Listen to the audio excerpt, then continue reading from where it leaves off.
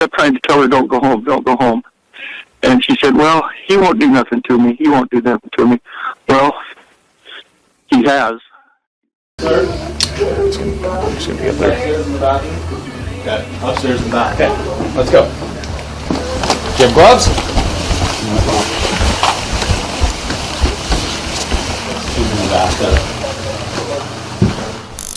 Be there for several hours, and there were a series of different times when the photographer would come back to the bathroom, and it's kind of hard to tell exactly where the break is from what's in the tub and when the decedent may have been removed from the tub, but the ending photographs all the way up until there was a body bag was in the afternoon.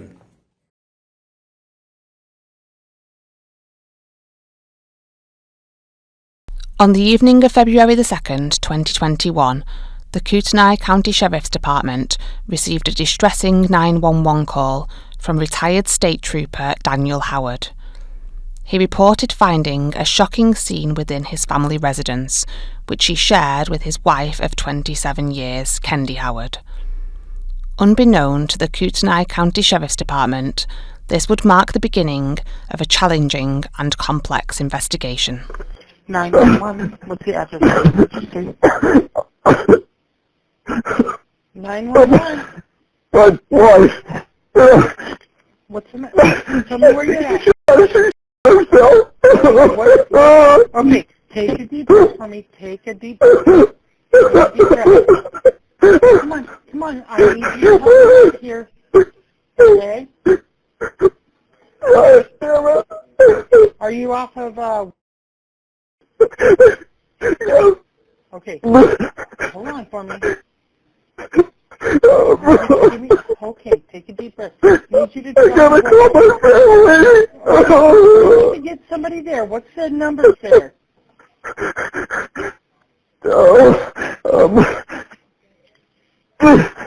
Come on. I need you to take a deep breath for me so we can get people headed to you. Okay?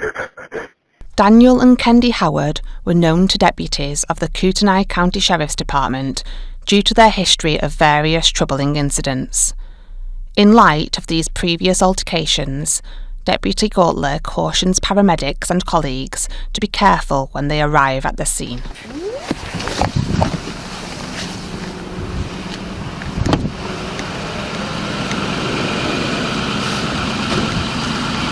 How's it going, guys? So, this is a former ISP trooper, a little volatile. There's a major history with him, so I'm waiting for 2 other units, and we're going to basically go clear. If she's dead, she's dead, but we want to make sure we're not walking into something because there's been a major history of issues. So, is that a volunteer? Yeah, it's our chief. Oh, okay. All right, good deal. So yeah, I just want to let you guys know that we're gonna take it slow, make sure we're not walking into something, and we'll let you know. So I'm just waiting. There's one coming right now, but we're waiting for one other after that. Cool, guys. Thanks for the heads up. Yeah.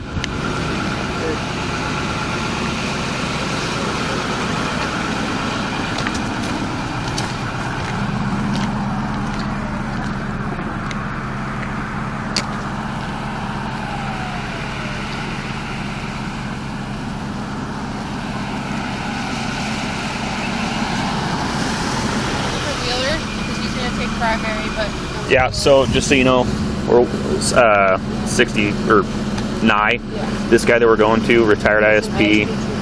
Yeah, but he's super volatile. He's torched off rounds. He's done all kinds of shit. So we're waiting for all of us to get here to go in and be aware that it could turn into something major. So if you just want to pull him behind me, it looks like he's here in front. One of the 2. You can pull up in front.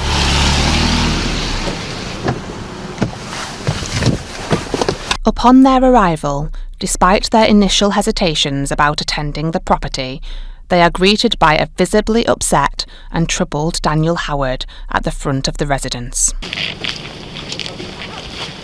Hi, copy. Hey, sir? Sir? Come on out! Come on out, sir. Over here, come on. Right here. Vamos. Stay out here, okay? Somebody. Well, you want me to take over, or are you gonna do it? No. Okay. Well, where's she at? I don't know. Why don't you ask? Sir? It's gonna be up there. Upstairs in the bathroom. Okay. Upstairs in the back. Okay. Let's go. Do you have gloves? She's in the bathtub.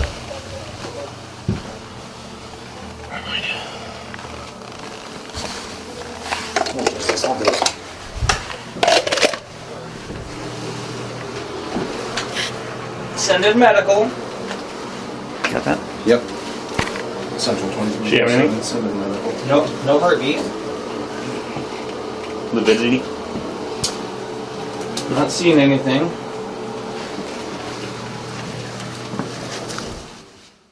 Deputies have just discovered Kendi Howard seemingly deceased in the bathtub, suffering from what appears to be a self-inflicted intraoral gunshot wound.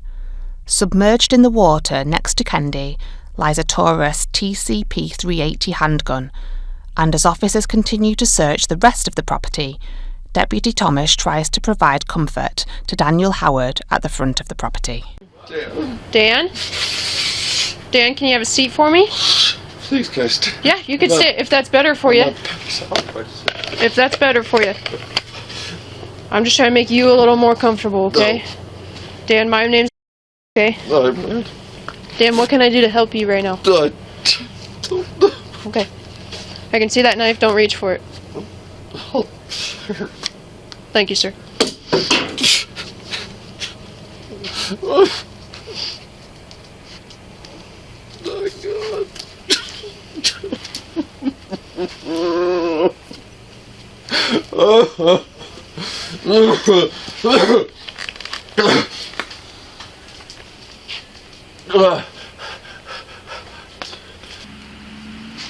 Sir, do you have anything else in your pockets? No. Okay. I know you're retired, right? No, I'm not retired. Okay. What's going on? Sir, they have to do their job. What is it? They're gonna Right. hold the scene in there. Medical's gonna go in there. They're gonna do their job. Medical's gonna go in there and do their thing. This is their scene now.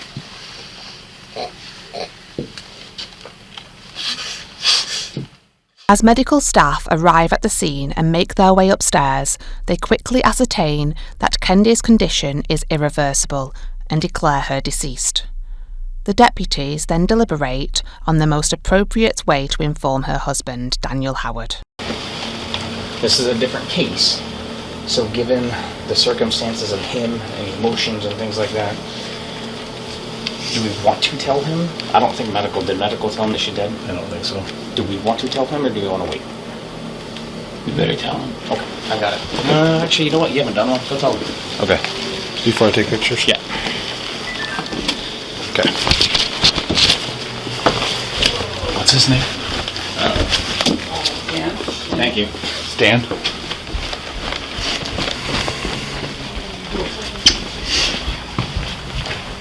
Hey, Dan. Hey, Dan. Dan? Hey, Dan, I'm Deputy Wheeler. I'm sorry to inform you, but your wife is passed, sir. No! God damn it!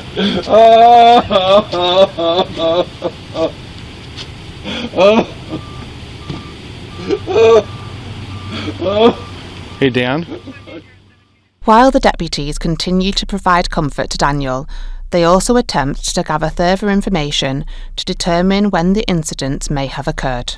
When is the last time that you saw your wife alive?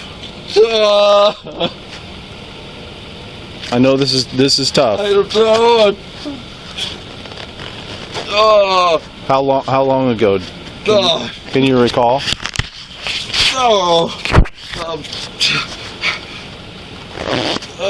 What time is it? Did you call 911 when you heard the gunshot? No. Okay. I didn't. Well, Oh, no. I didn't. Well, help us out with the time frame, all right? I didn't think it was a gunshot. I was Okay. downstairs, TV going. It sounded like something hit the floor or something. I don't know. When was the last time you saw your wife before she went to go take a bath? Hour and a half. Hour and a half? Hour and a half? Okay. Hour and a half or something. I don't know. Okay. I really don't know. I'm out of it. It's about 11:15.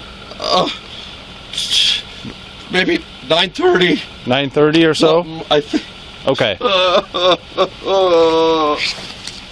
I don't know. It might be wrong. Back inside the property, the deputies begin processing the scene, where they uncover some interesting details that start to raise further questions.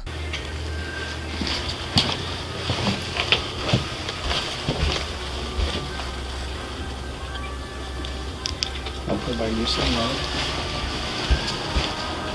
Okay. It's a packed bag. Yeah. Take a photo of it. And get up close to it.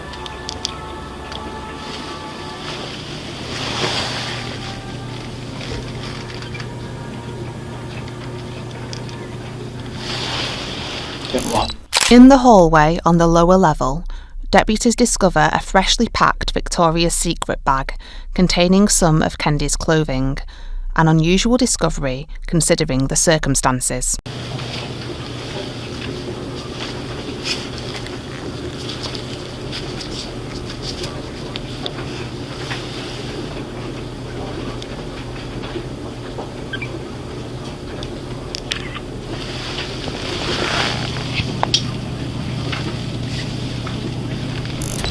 In the laundry room, Deputy Wheeler takes photographs of the dryer, which is currently operating a cycle that contains bath mats and a towel. According to the dryer's manual and the selected settings, the machine is currently operating on a 55-minute cycle. With 6 minutes left on its current cycle, it is calculated that the dryer was started at 10:42 p.m, merely minutes before Daniel placed the 911 call.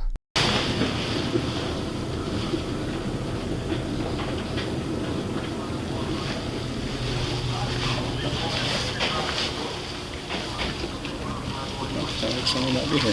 Step away.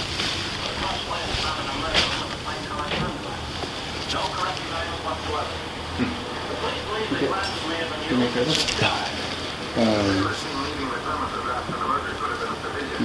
None of this stuff is really all that important. This is how they're going to split everything 50-50. Take a photo of that.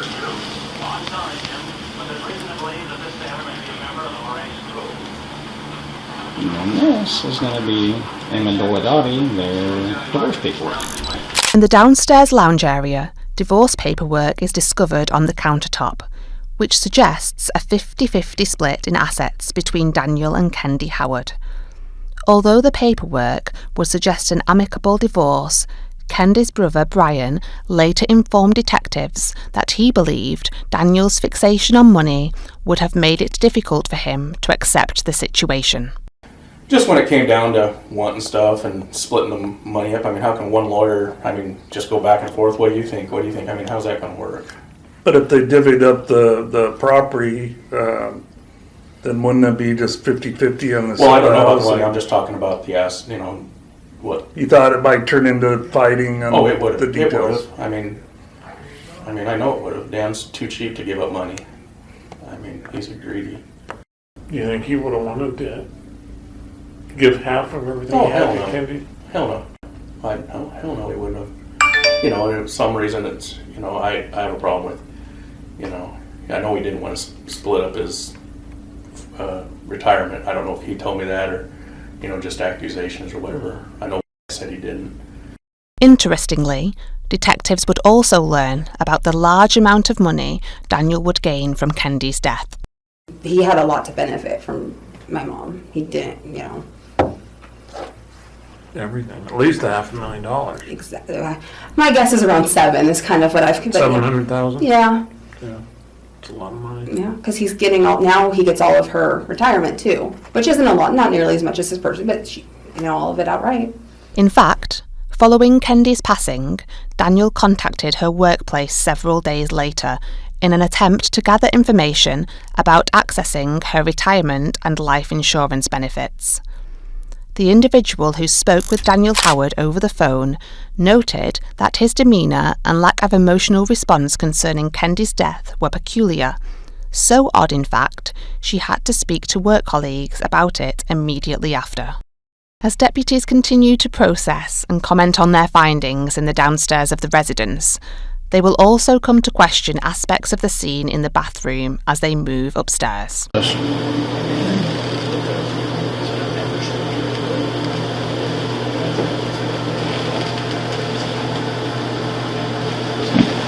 Well, and the bubbles are still, so it's kind of looks like it's fairly fresh. And you got the bubbles and all that stuff in your pictures. Yeah, because the bubbles are still, they're popping right now. Let me get another one.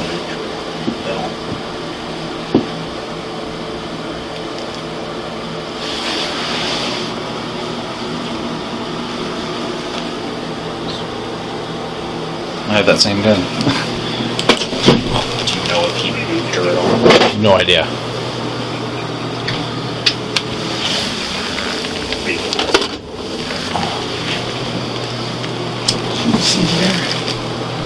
Where's the gun? It's right next to her, right down there. Let's see. First person I dropped my flashlight. I know, that's why I was like, please don't do that. I was nervous to hold it over. Maybe just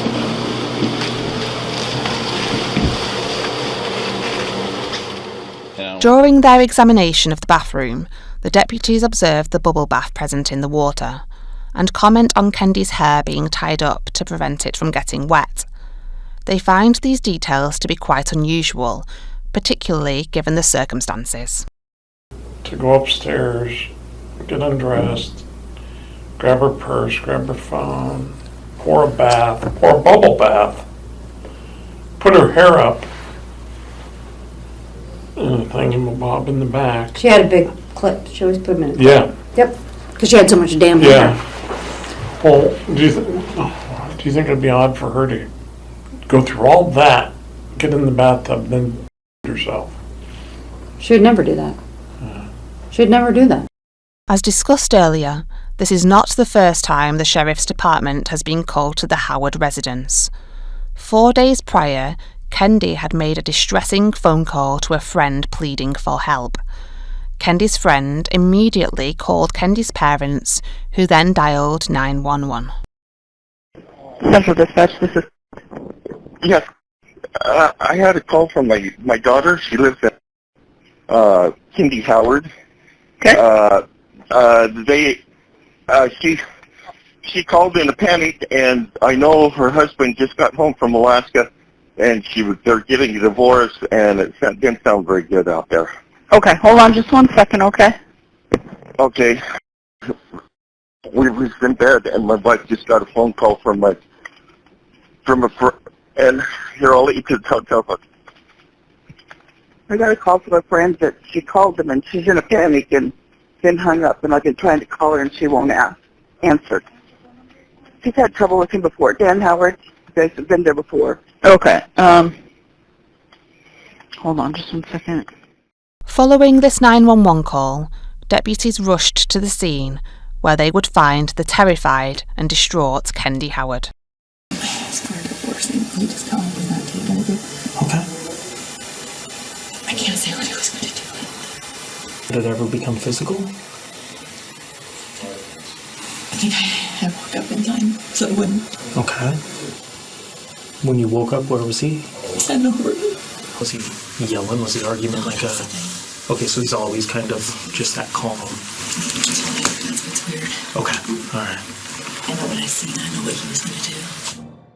Following the incident, the deputies assisted Kendi in gathering her belongings so she could go and stay with her parents. They were unable to arrest Daniel Howard due to a lack of evidence suggesting that he had intended to harm her. While Daniel did not engage in physical violence during this particular event, later into the investigation, one of Kendi's friends provided images to detectives showing Kendi with bruises on her body, which were reportedly inflicted by Daniel 7 months earlier in July 2020, following an argument about Kendi spending money. Back at the scene, detectives have just arrived, where they begin to question Daniel about the incident that occurred 4 days prior. Must have been early that morning or something. And was she moving out then? No. She wasn't. I thought the guys came out here and she was packing her stuff to leave or something. She just wanted to get away overnight. We had a problem with,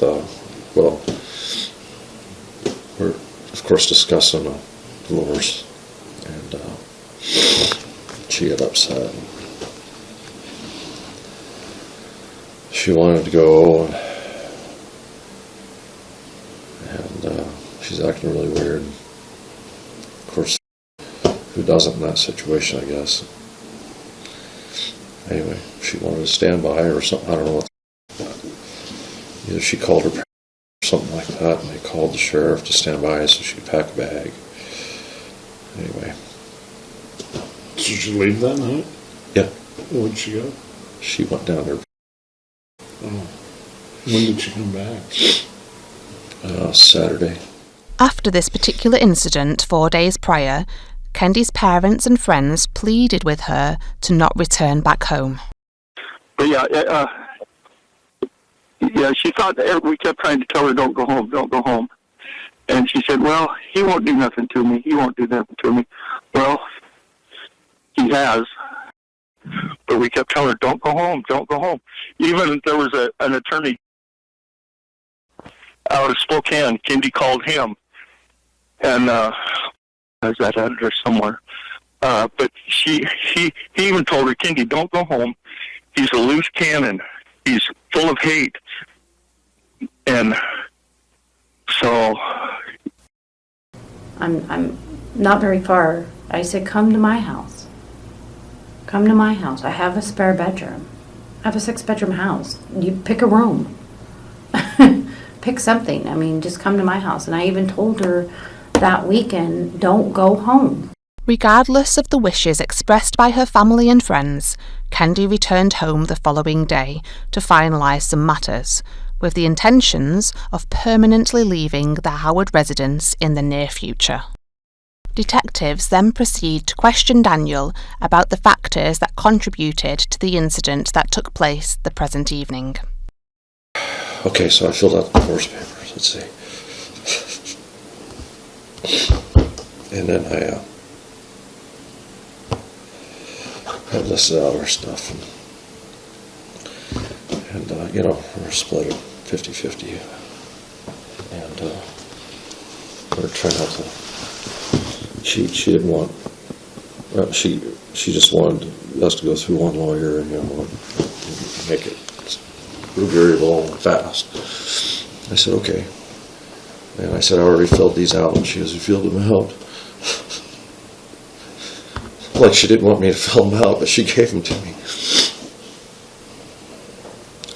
And so I split up the stuff, we agreed, and then one of them was she was buying a house, and she wanted to split this house, and I said, okay, we're going to split that house too.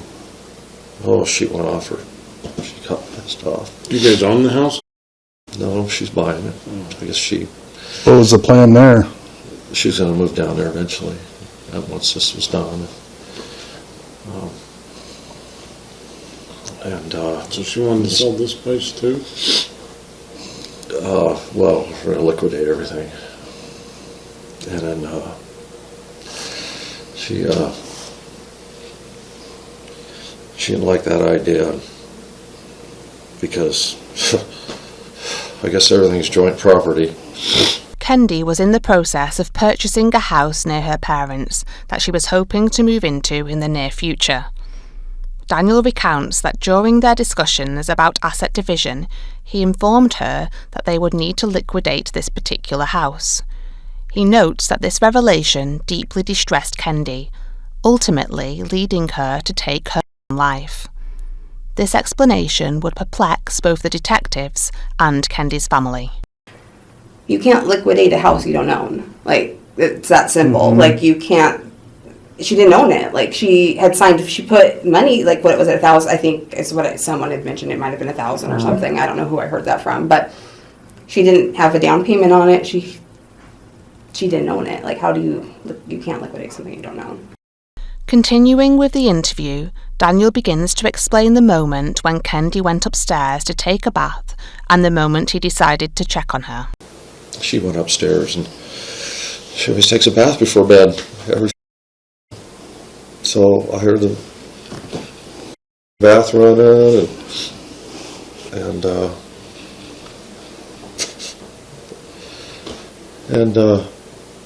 is that the TV down there? I heard that, huh?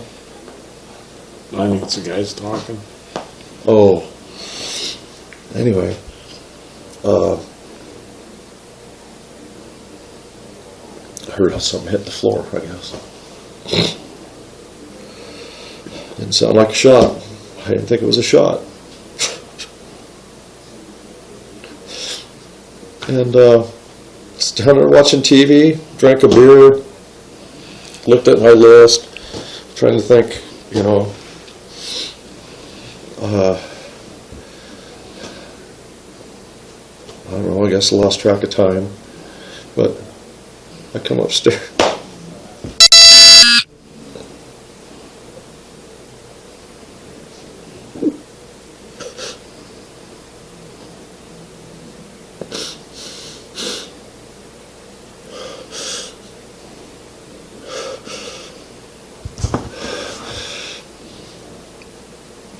So you were coming upstairs to do what?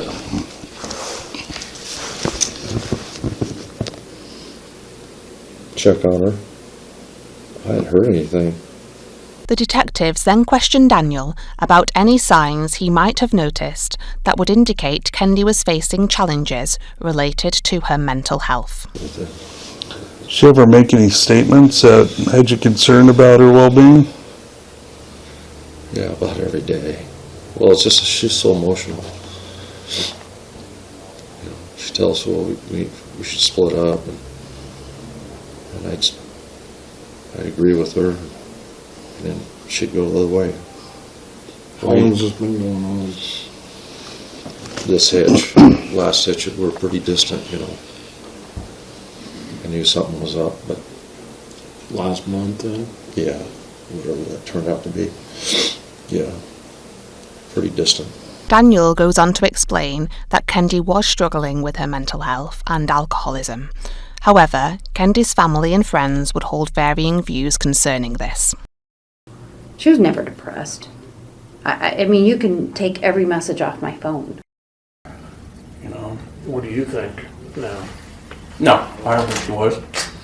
I just don't understand why she would be. She made all these plans, you know. An alcoholic? I don't think so. I mean, we all my family, we all get together, we'll have drinks, you know, we might get drunk, but not all the time. Do you know maybe where that's coming from? Oh, I'm sure it's from Dan. So, she didn't like drinking at home, so she'd have beer occasionally, but not anything crazy. Is that where you're, by herself. where you're like posting that he's trying to make her out to be like an alcoholic, but she was actually more of a social drinker or designated driver quite a bit? Right. With the detectives aware of the couple's past issues, they are about to ask Daniel an interesting question. Do you suspect she was cheating on you again? I asked her that. I asked her that to give me closure, because, you know, that would be it. But she said she hadn't been. You believe it? Man, her behavior, I don't know. It just doesn't add up. Okay? What doesn't add up? She's behaving the same way she was before. 7 years earlier, when Daniel was working for the Idaho State Police, he discovered that his wife was having an affair with the neighbour. Enraged, Daniel would carry out a calculated and prolonged attack against his neighbour, which included threatening behaviour, vandalism, and shooting at his property. Daniel would be charged for these offences and would be ordered to serve 120 days in jail and complete 600 hours of community service. In the aftermath of this incident, Daniel had no choice but to resign from his position in the police service. Following this occurrence, Daniel blamed his wife for the loss of his job, and his insecurities grew stronger. In fact, Daniel may have been well aware that his wife was having an affair again. Daniel worked alongside Kendi's brother Brian as a machine operator in the Alaskan oil fields, where they worked a shift rotation of 3 weeks on and 2 weeks off.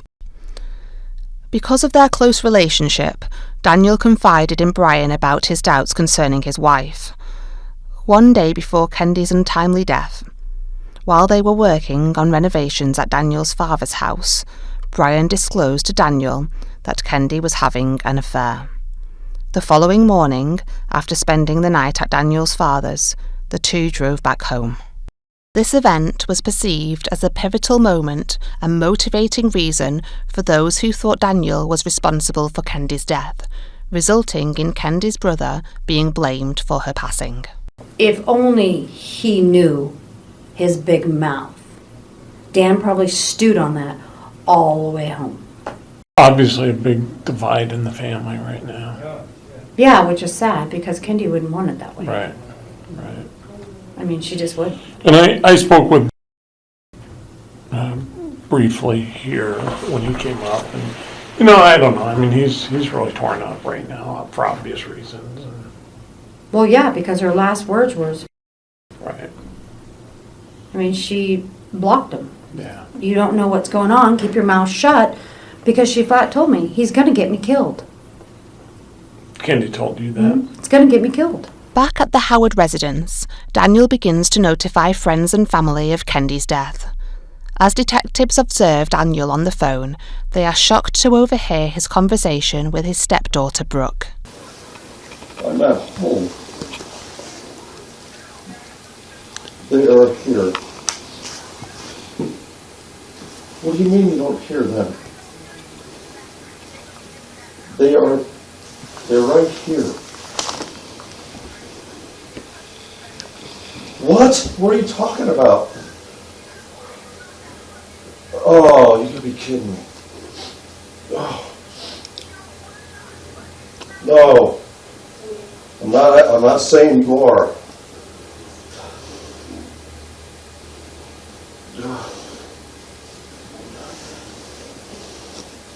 Brother. I don't. I told her to we're liquidating the houses, both of them. And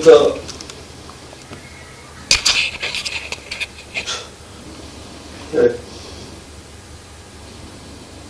For the first time, detectives are made aware of the suspicions that friends and family have regarding Kendi's death.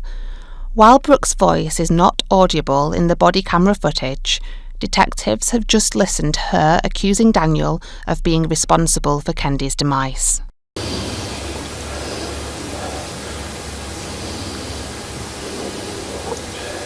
Who was that, Dan? Dan?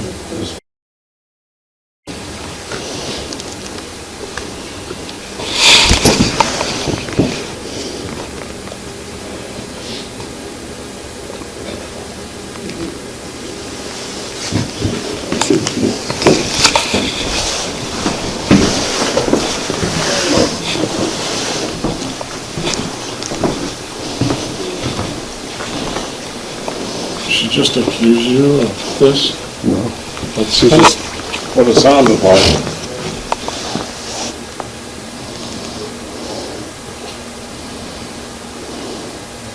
Why would she do that, Dan?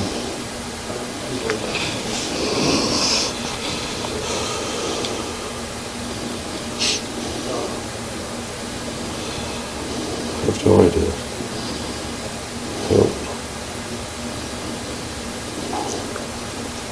Why would would she think you did this? I don't know if she does. Dan, I was across the room and I could hear her. Oh, I know. She's angry.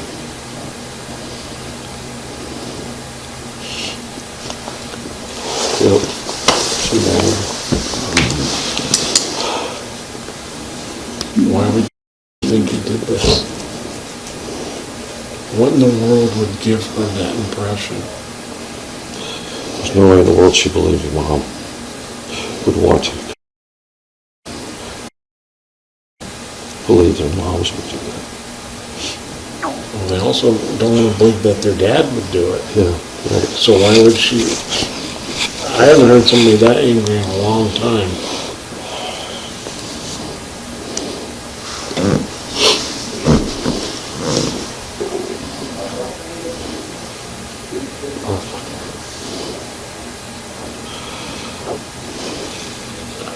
She's emotional. I'll be honest with you, I was not expecting anything like that. Me neither.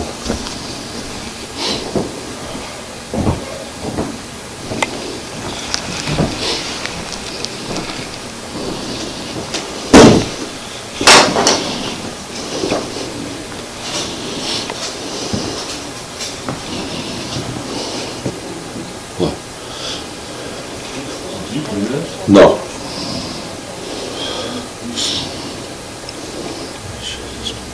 Why does she think you killed her mom? I don't know. And what in the world is she going to say to us? I mean, there's something else going on. You need to talk to us now. I don't know what else is going on. There's a lot I don't know what's going on. Well, because they're close. So I'm guessing that Kendi probably shared a lot of stuff with her. Okay. Maybe So what is she going to say? Because I guarantee as angry as she was, she's going to want to talk to us. She's going to be chasing us down. Fine. What the hell is she going to say? Detectives believe that the combination of the divorce proceedings, the division of assets, and the knowledge of his wife's recent affair have served as motivation for Daniel to take Kendi's life. Despite their belief, Daniel's previous experience in law enforcement might have equipped him with the skills necessary to effectively manipulate a crime scene.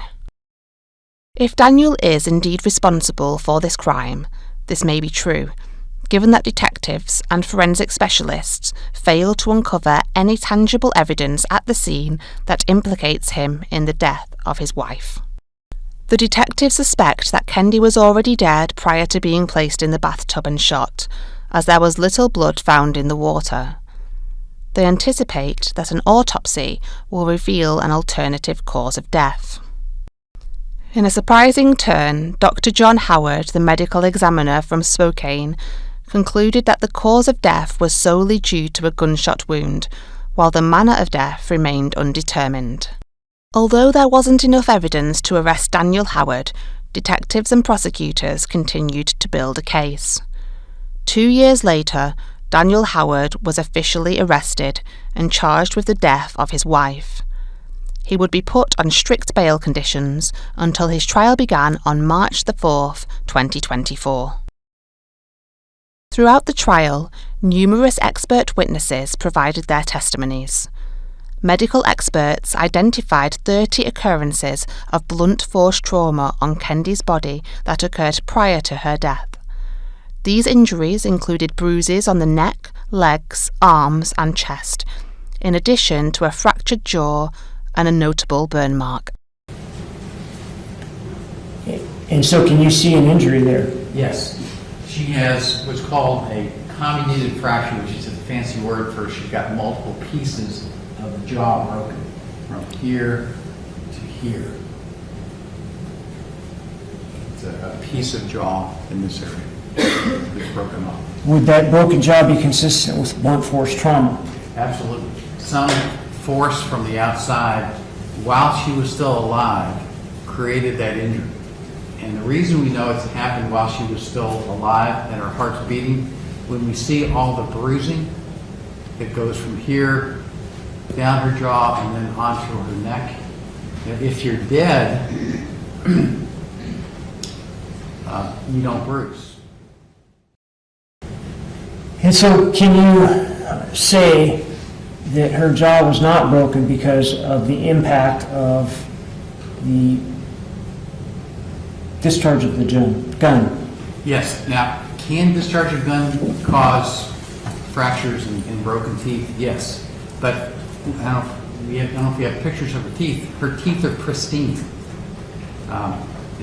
And where you would expect to see with a semi-automatic, the way it works is the top part comes back, called the slide, comes back. So if the gun were pointing like this, you would expect to see injuries to the top teeth, not to the bottom. They also provided insights regarding the bullet's trajectory. In instances of self-inflicted intraoral gunshot wounds, it is exceedingly uncommon to observe a downward trajectory, as was evident in the case of Kennedy Howard. Are downward trajectories associated with a particular manner of death? It's not, it doesn't have a direct association, but in the literature and also from experience, we see a downward trajectory more often in non-suicides. And when you say not suicides, do you mean homicides? Homicide, yes. What about an upward trajectory?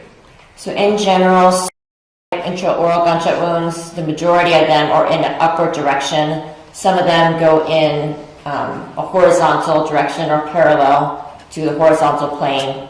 And in the literature, they did document maybe like one or a couple cases where it does go in a downward, but the vast majority of cases go in an upward direction.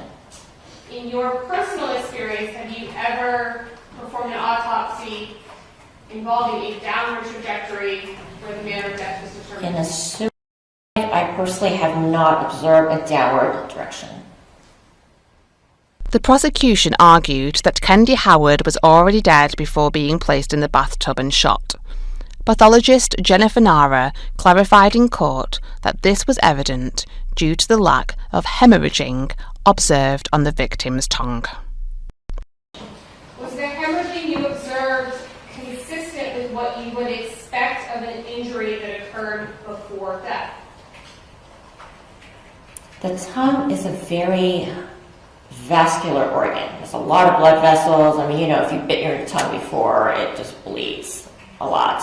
So an injury like that, where it's almost completely torn up, you would expect it to be bleeding a whole lot. And when I looked at the tongue, it didn't look like there was a whole lot of hemorrhage as I would have expected. This theory was further established by other expert witnesses who commented on the lack of blood loss at the scene, suggesting the victim was already deceased before being shot. Okay, working again from the assumption that Kennedy was alive when she was shot, what would have happened in terms of blood loss through this tongue that was essentially cut in half? So the tongue is, as you can see, extremely vascular. And so what's going to happen is the heart's still going to keep pumping, and because of that, the perfusion to the tongue, or the blood flow to the tongue, is still going to be present. So there's going to be a tremendous amount of blood loss that occurs from this type of wound.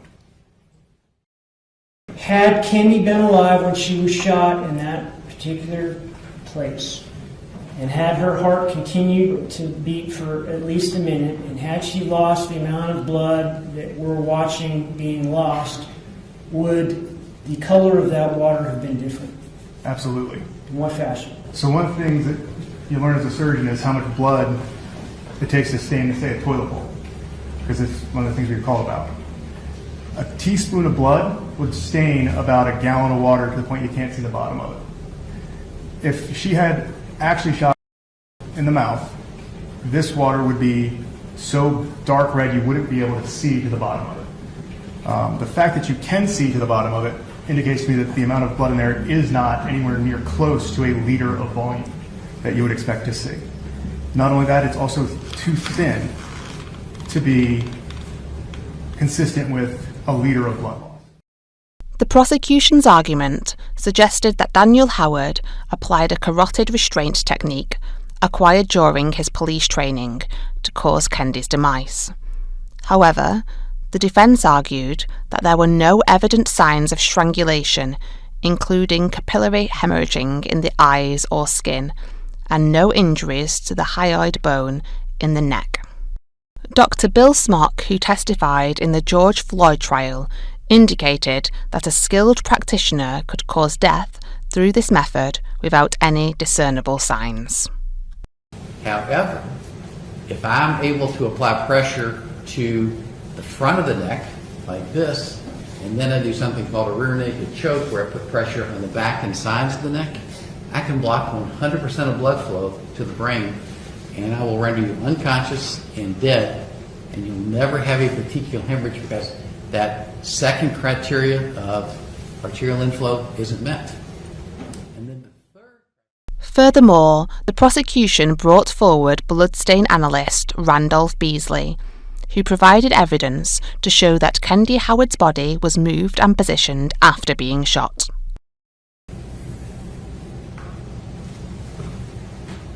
So based on the position, as her head rotates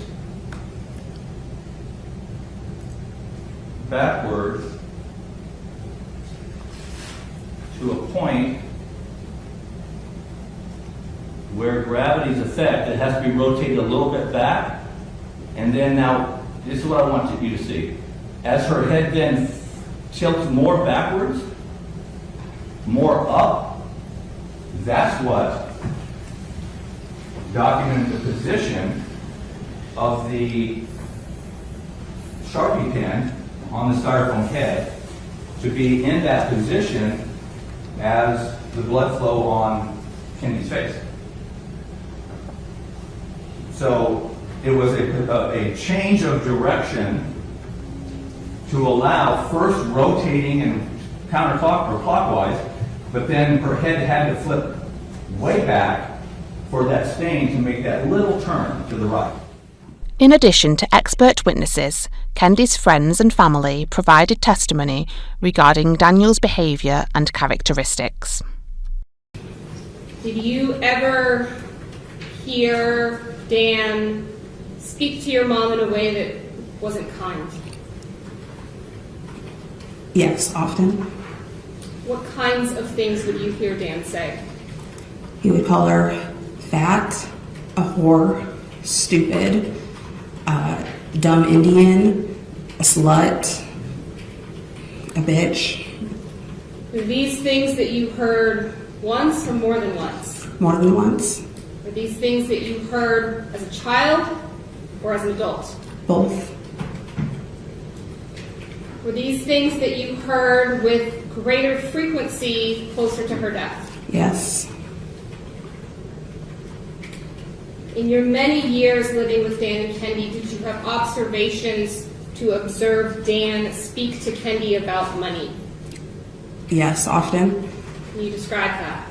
It was never a pleasant conversation. He was always frustrated with the amount of money she was spending, what she was spending money on. Did you ever hear Dan talk about his own money? Yes. What would he say? All of the money Dan had brought into the house was strictly his money. And then her money was deposited into the household, but that was still not her money. The defence told the court that although there were arguments between Daniel and Kendi, there had been no instances of past physical abuse. Not a single person has said that even that Dan raised his voice in anger.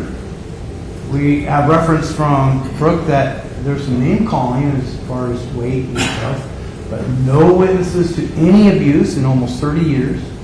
No witness to any physical abuse of that sort. Interestingly, the prosecution had also charged Daniel Howard with battery from the previous incident that occurred in July 2020, when Kendi had sent her friend pictures of her bruised body. The defence brought in Kendi Howard's neighbour and friend, who testified that the bruises were caused from an accident she had witnessed.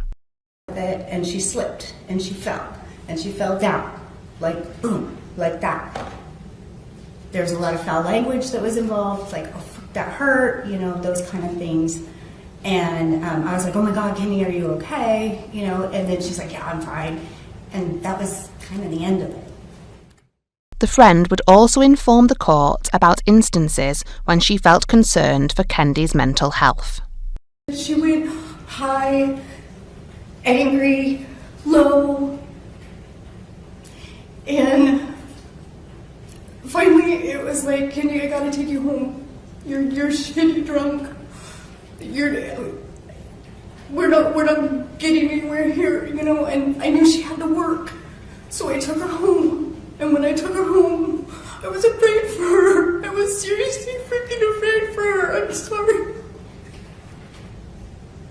And I told her, I said, Kendi, where's your gun? I looked through all the drawers in the room, and she says it's in the safe. And I said, okay, I'm gonna lay with you. And I laid there and I held her until she fell asleep. I went downstairs. I took all the kitchen knives and stuffed them in a Tupperware and threw them in the garage. I did not sleep that night. I went to her house every hour on the hour until it was time for her to get up and go to work. I begged her, please talk to someone. And she said she would. And my biggest regret is I never told anyone. The defence contended that the prosecution's argument relied heavily on the absence of blood in the water of the bathtub. They asserted that there was a significant time gap between the photographs taken at the scene, suggesting that the observed lack of blood in the bathtub could be attributed to drainage. You got to look at one of the timestamps of when those pictures were taken, because there's a drastic difference. For instance, in the Deputy Wheeler's photographs that were taken before midnight, the bottles in the tub, and pictures where there's drastic water depth and the line is here, you see the water's clear as they're draining. They're taking photos when they're draining. So they're grouped together. You have 16A through, whatever. They're all grouped together. But pay attention to the photos and where that blood line is. As the tub drains, in Northrop's photos in particular, you'll see the blood line. Sometime within the trial, whilst Daniel Howard was on bond, the prosecution argued that Daniel was trying to flee, as he was caught and arrested at the Spokane International Airport. The defence told the court he was helping return a rental car, although his bond restriction prohibited him from being within 2 miles of an airport. As the 10-day trial came to an end, the jury deliberated for 10 hours before returning a verdict. We, the jury, duly impaneled and sworn to the above entitled action for our verdict, unanimously answer the question submitted to us as follows. Count 1, is the defendant Daniel C. Howard guilty or not guilty of domestic battery? Guilty. Count 2, is the defendant Daniel C. Howard guilty or not guilty of murder in the first degree? Not guilty. Is the defendant Daniel Howard guilty or not guilty of second degree murder? Guilty.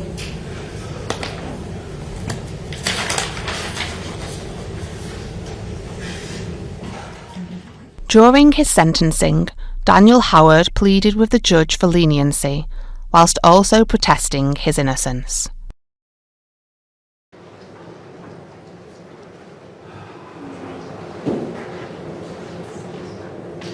Your Honor, I am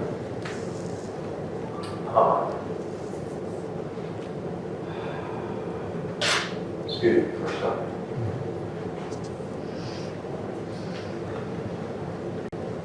I'm not that monster, I assure you, that people have portrayed me to be. Kenny and I had 28 years together and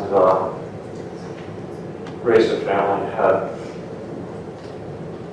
mostly a good marriage and a good life.